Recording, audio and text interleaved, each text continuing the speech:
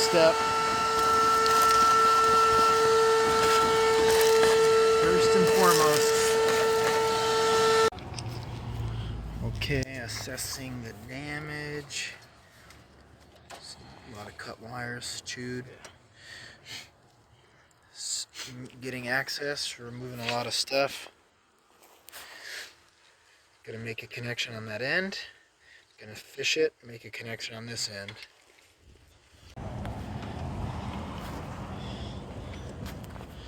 Alright, so as you can see, we've attached blue to blue, yellow to yellow, green to green, and I ran out of yellow, so this one's going to be yellow to orange.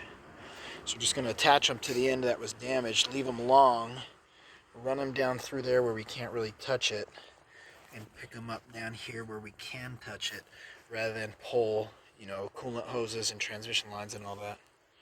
Make it happen. I'll slide the heat shrink connector on there, heat shrink tubing. Alright, you make the connection, cut this to length. This will probably do like 2, right, and then we'll slide them on. We'll slide them on and be ready to cover them up.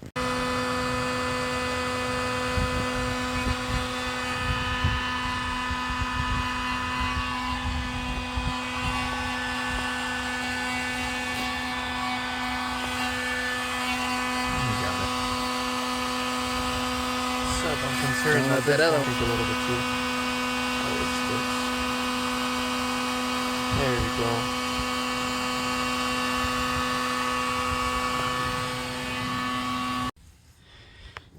And so stretch those wires out, made the connections down here, left them a little bit long, and then just kind of bunched them up and get them back in the harness. And then this could use some more of this abrasive coating, but in this case we just wrapped it really tight with some electrical tape, kind of how it was factory. And now it's time for reassembly and checking codes. Alright, check for codes. So that DTC is a permanent right there. So that means this one actually has to be driven to fix it. So I can't clear that one. Both of these are permanent. So I can by all means try to clear, but the permanent codes, I can tell you have to run it and drive it long enough to clear the monitors. Have that test run and pass. There was quite a few other codes before, so we just buttoned it up here. Got to take it for a drive, but that drive depends on the enabling criteria of the code. It may take a day, it may take a minute, it may take a couple. Tough to say. But we'll verify it runs good.